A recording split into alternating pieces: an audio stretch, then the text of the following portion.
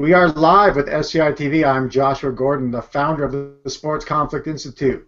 We have a great guest in Gary Furlong and my co-host, Dr. Ken Pendleton. Welcome, gentlemen. Hi. So, Gary, you're new to our audience in some ways, although a lot of your thought leadership has been featured on the SCI website.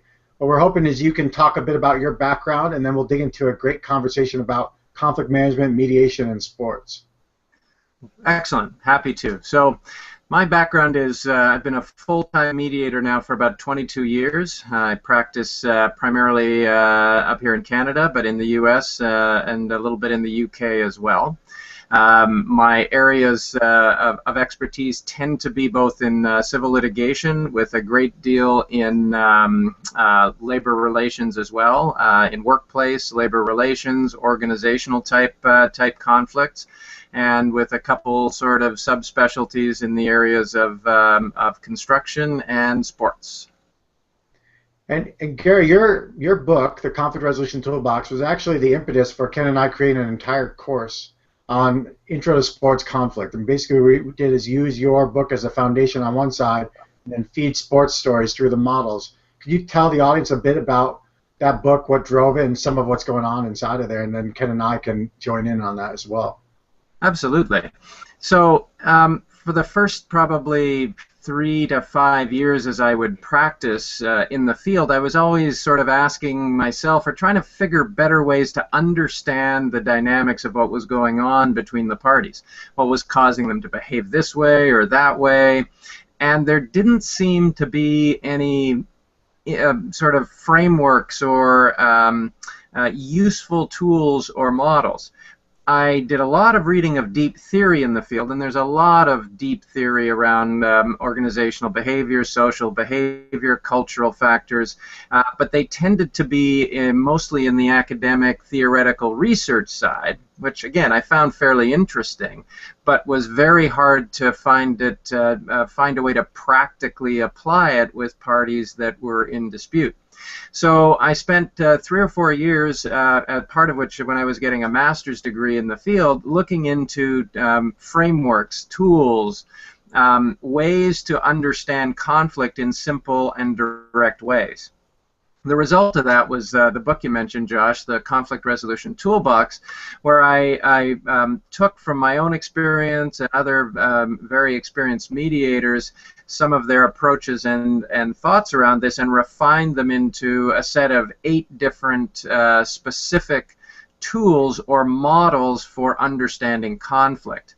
And the distinction I make between sort of a more theoretical approach and the tools or models in that book is these are very useful simplifications of how people behave and what drives them from different aspects or perspectives in conflict that as a practitioner I could use on the fly, while in front of people, while working with groups of people, to help guide not only understanding what was causing or driving the conflict, number one, but the tools also point in the direction of what would be a useful or effective intervention. What could I do with these different parties that would actually have a high likelihood of helping resolve the issues, moving them in that direction.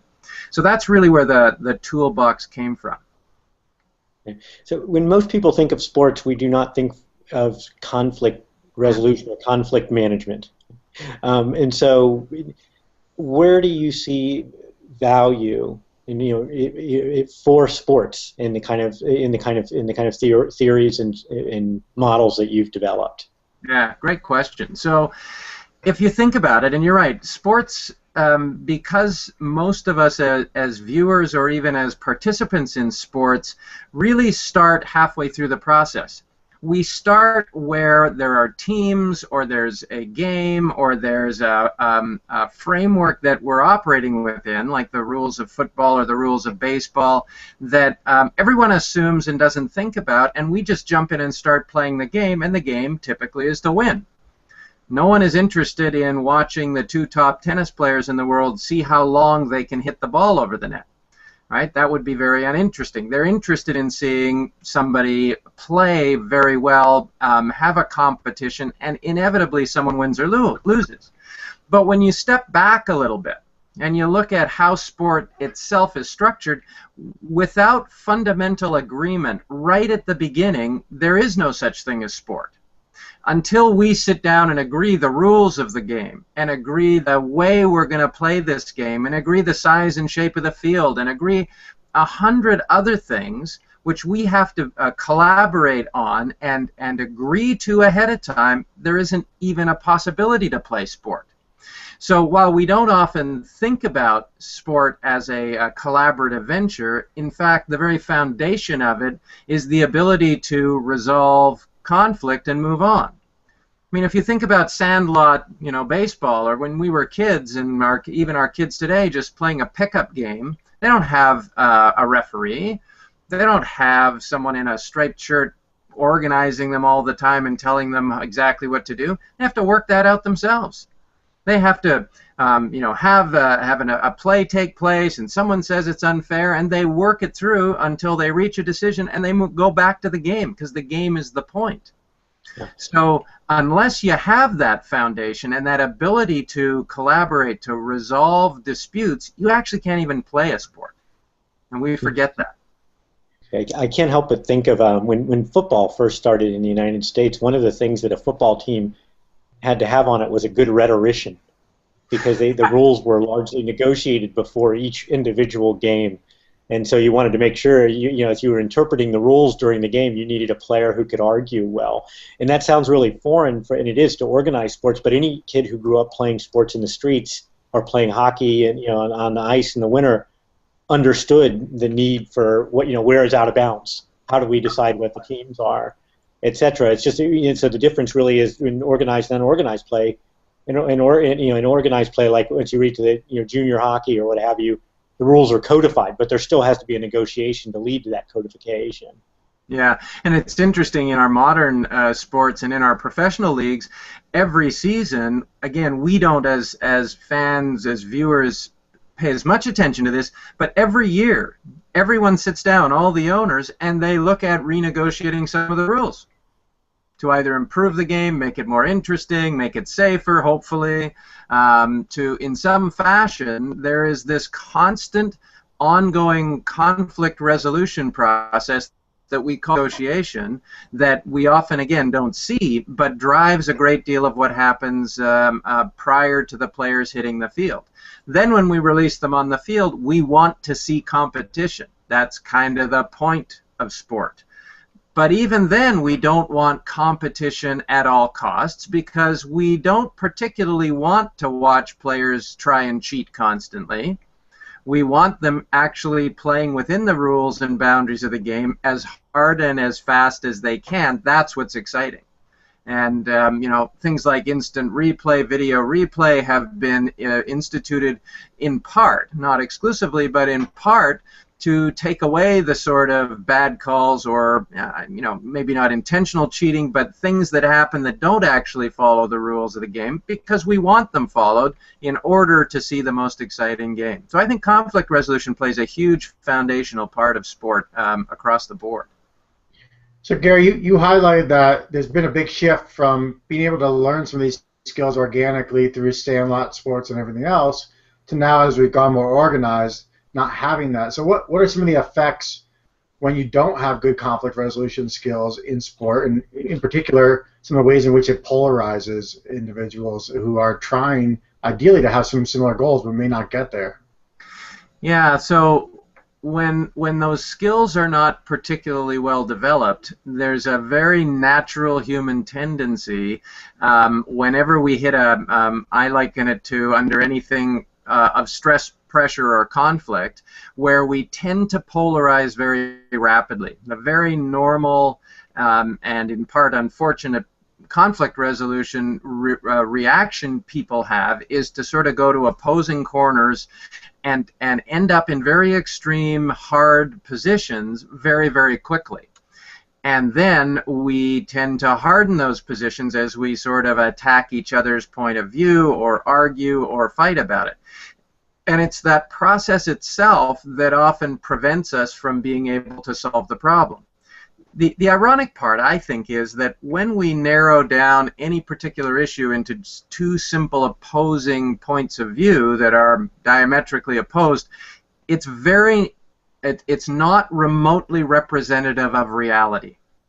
Because I think every person who's been on the planet for any length of time recognizes in reality the other person is right about some things or has some valid points, just like I am right about some things and have some valid points. So when this polarization takes place, it actually drives us to a place that is not very reflective of reality, but it seems to be very attractive for people, meaning one triggers the other into more and more extreme points of view, which end up harming both parties. You know, in the Sandlot example, this is where we have the phrase, you know, well, I'm taking my ball and going home. So it polarizes to where we can't resolve it. Whoever owns the bat and the ball, take their bat and the ball and go home, and now there's no game at all. Everyone's lost. So we need to be able to be good at resolving those kinds of things. It's a core skill if we want to have effective, interesting, watchable sports. Yeah, I was thinking of, give you two examples, I think, of where you sort of point to the issue of alignment or the difficulties of alignment. And so we talk about taking your ball home and playing. We usually think of it as a childhood game, but or childhood issue. But in the NFL in the old days, they used to make the schedule on the chalkboard, and there was a lot of argument because you wanted certain teams to come to your stadiums, you wanted certain home dates, etc. And what the owner of the Washington Redskins, George Preston Marshall, would do if he wasn't happy, if they weren't careful and everybody else left the room, he'd erase the board. Yeah. Like that, that is the equivalent to taking your ball home, right? Like, I'm not happy with this. I'm going to put you all through the misery of spending another 6-8 hours trying to draw this up. And he had no qualms about that, and that alienated a lot of owners, not surprisingly. But now when you see the NFL, it's interesting because one of the things they do is they weight the schedule so that they make sure there are more attractive games on TV, and that's really a handicap to the teams that are perennially good, because they have to play year in, year out other teams that are good that year. But the owners don't complain because they see how that's in the interest of the NFL as a whole, right? Yeah. And so the NFL in the 60s managed to create a culture where they call it Think League, right? They actually managed to align their culture where they thought of what's going to be good for the league, the development of the league in the long run, rather than worrying about whether my team necessarily gets the home game, on Thanksgiving weekend or early in the year against the Giants. And so I wanted to see, I think we think of sports as conflictual by nature, but I think one of the things your work points towards is the importance of alliance, and I wondered if you wanted to amplify on how we achieve alliance, alignment of interest. Yeah, the alignment is critically important, especially when we want to have an arena where we compete. I mean, another way to think about it, and one of the very simple tools in the book, is just a little stairway with 3 steps, and the bottom step is the step we call interests. What we all want, what we need, and mostly, not always, but mostly that focuses on our common interests. So what the NFL's talking about when they developed this idea or promoted the idea of Think League is think of all our interests and the common interests we have, and let's use that as the basis for solving some of these problems. The second step up is on the basis of we can solve things on the basis of our rights, on litigation, on other on contractual disputes and things of that nature. And a lot of leagues, even on that level, when we can't resolve a contract with a player, we've invented simpler, I'd say simple and clean ways of arbitrating them, which is just a way to get the solution, the decision done fairly quickly. The third step at the top is on the basis of power, and this is where competition fundamentally tends to take place. It's the exercise of power, meaning the power of skill, of who has better skills, who's faster, who's stronger, who's quicker. And that's what we want to see out on the field is a fair display of power. And fair, again, meaning we don't want part of the game, people going out to injure others. When Jack Tatum played the sport, it was a fairly dark time in the NFL because people went out there in order to expressly injure the other party. And we saw that really took away from the game as a whole, because even though it's that exercise of power, it's not something that it brings any common interest into play, and consequently it's not sustainable. So we have to anchor things on that level of what's in our common interests, and how do we create a space where we can fairly and in an exciting way test ourselves and compete. That's healthy sport. So Gary, coaches, athletes, and administrators and supporters, they get into sport for a variety of reasons, but very rarely is it to spend their time dealing with conflict. And yet it's unavoidable, right? It's part of what they're going to have to spend a significant part of their time doing.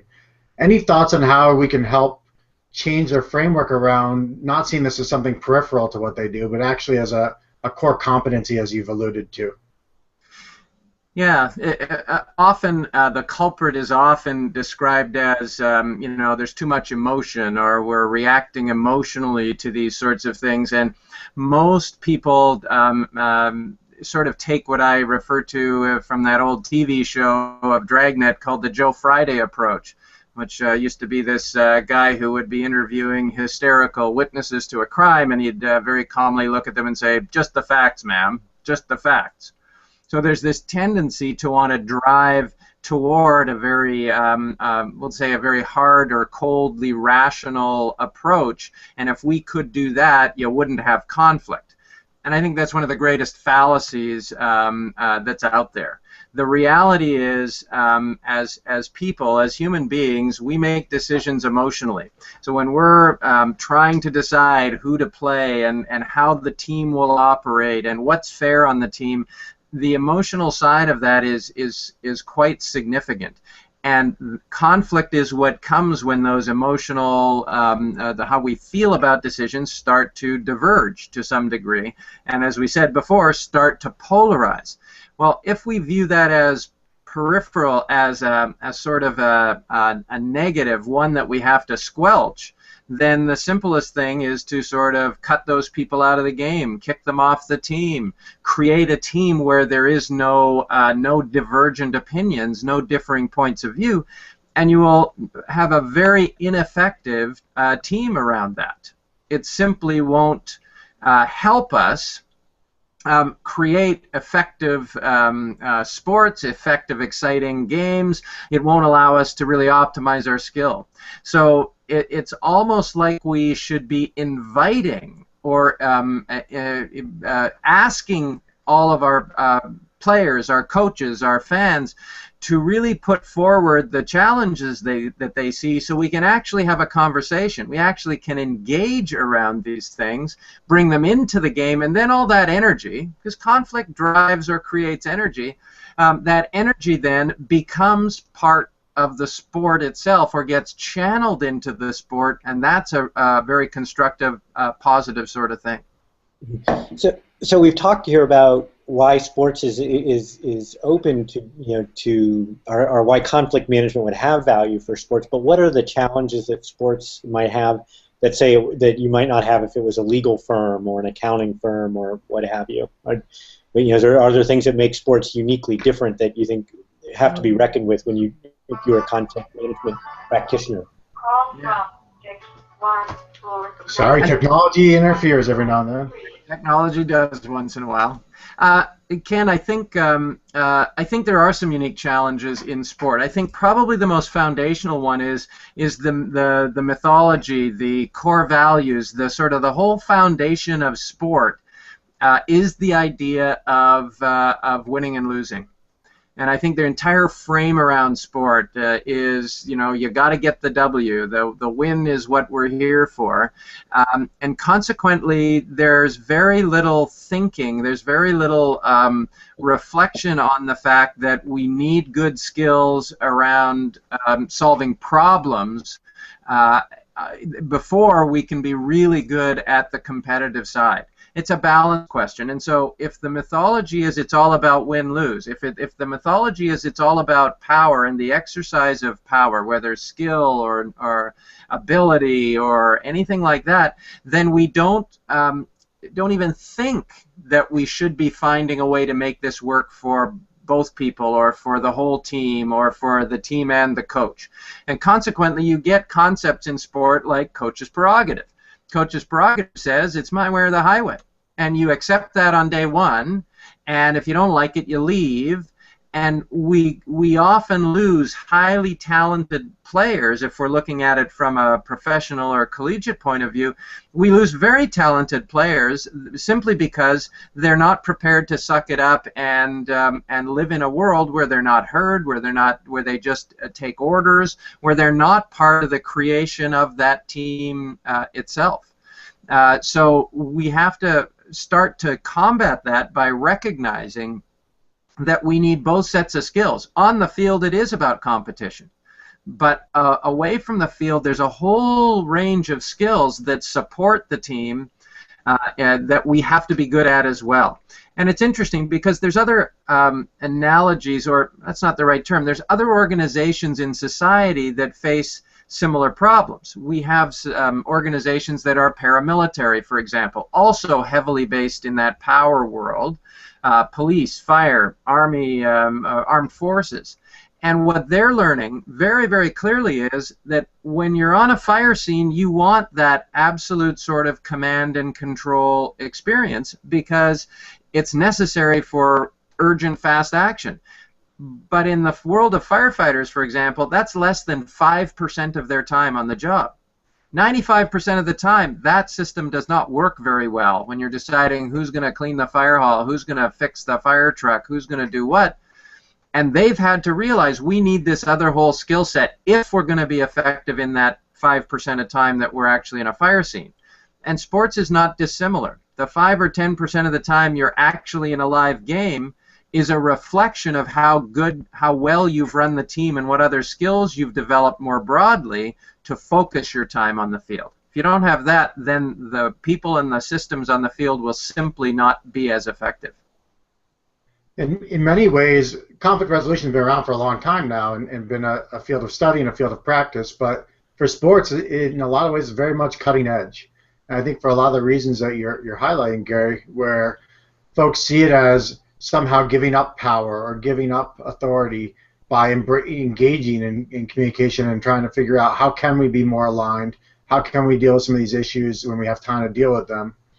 When you're thinking about this a bit, what are some of the issues in particular? One that I wanted to have you spend a little time on is trust. Yeah. What are the issues in trust that people can embrace this type of approach and not see it as contradictory to their goals of winning?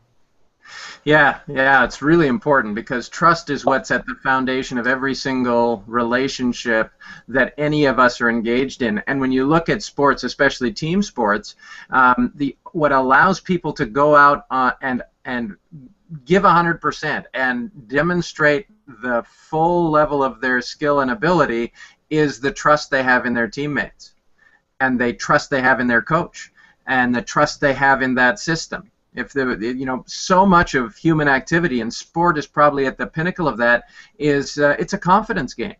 If we're confident in what we're doing, which implies very deeply a deep set of trust with the people and the systems around us, then the doubt goes out of our mind and we simply execute and we perform at an extremely high level.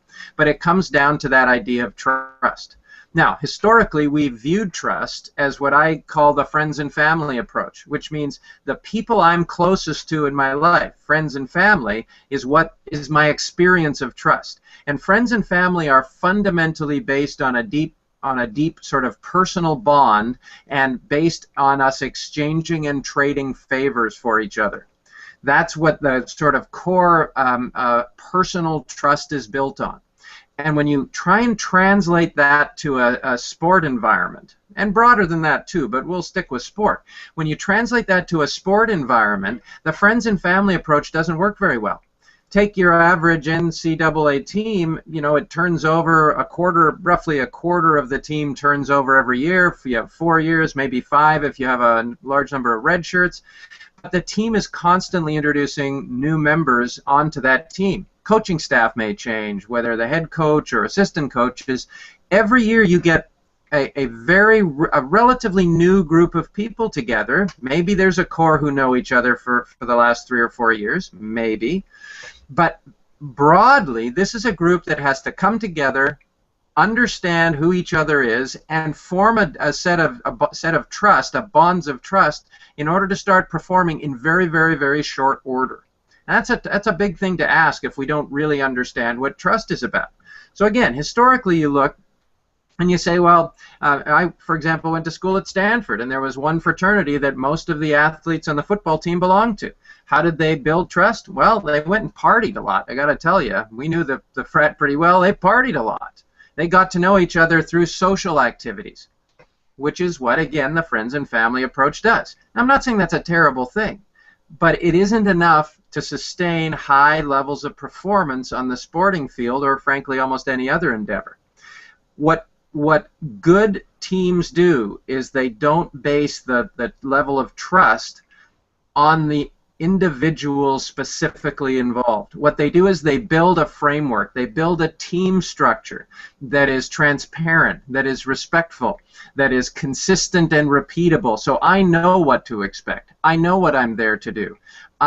When I do what I'm supposed to do, it's recognized. So that whether I know the person next to me on the line or not, by executing a set of practices that I know they're going to do what they said they were going to do, what we all learned, what we did together. When I see that repeatability, that's what builds the trust fundamentally on the team, not whether we go out partying or socializing together after the game. And the more we can start to unpack and build deeper layers and structures for trust, the faster you build personal trust among the team members, and the better a team will typically perform. It's interesting because you think of the real example of friends and family on a team is our coaches where their son plays on the team. Yeah. And with rare exception, and there are actually a couple of exceptions, and they're sort of humorous, but most coaches go out of their way to make sure that their son has to work, if anything, harder than the rest of his teammates, precisely because they don't want the implication that there's some kind of preferential treatment or favoritism, that the son is going to be every bit as subjected, or the daughter is going to be every bit as subjected to the system. Yeah.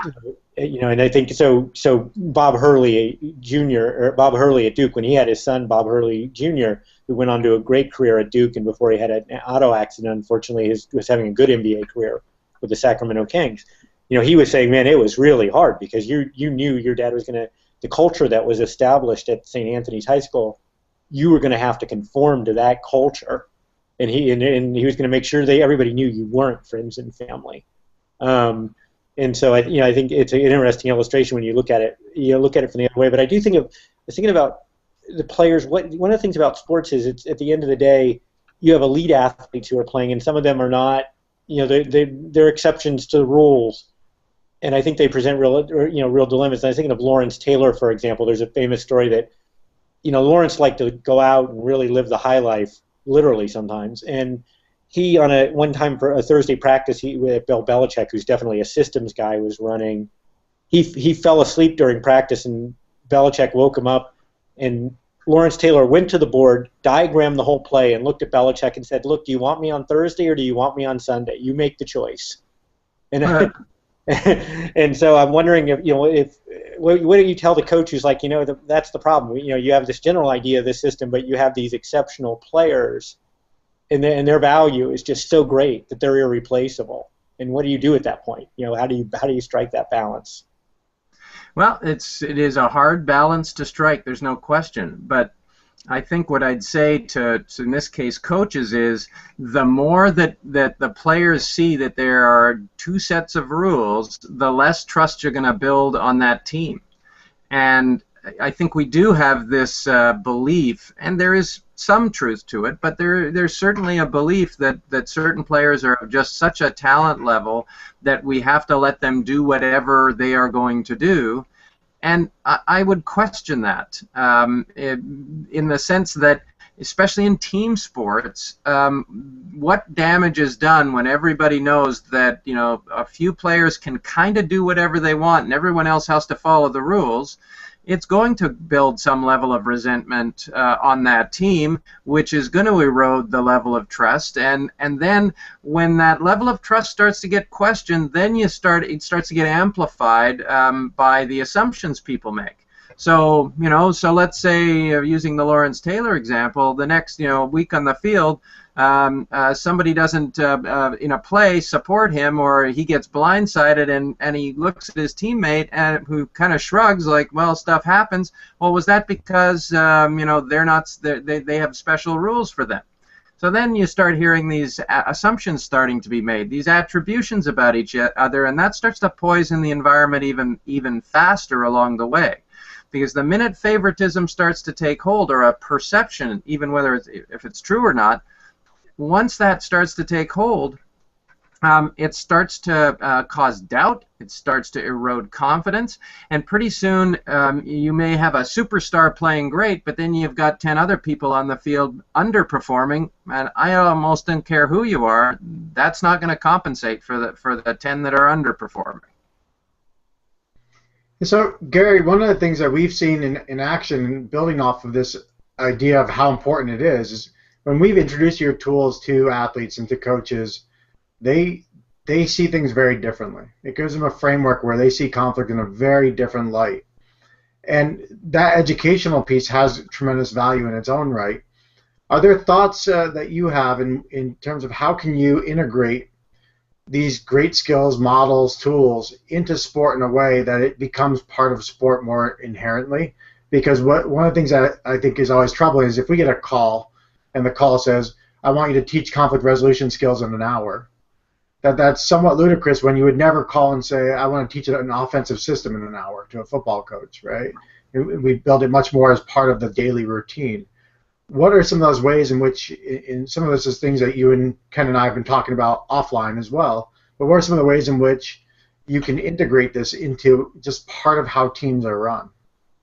Yeah, I think the task for us in helping and supporting these tools to be used in a sport environment is to start to sort of design them or break them down into approaches, simple approaches that are integrated in a sports environment. I think that if we can start to give very clear and simple behaviors, simply things like, for beginning of the team season is having a discussion of what are the ground rules on this team. What are our expectations on this team? And that can be done at a very simple level. If you were doing if this was a peewee football team or a bantam team, doesn't have to be a long discussion. It can be a 10-minute discussion. But we need to establish expectations. If we were on an NCAA team, that might be an hour-long discussion with a few takeaways printed off, so you knew the expectations. You're on this team. These are some of the things we expect, and here's some of the things you can count on by being on this team.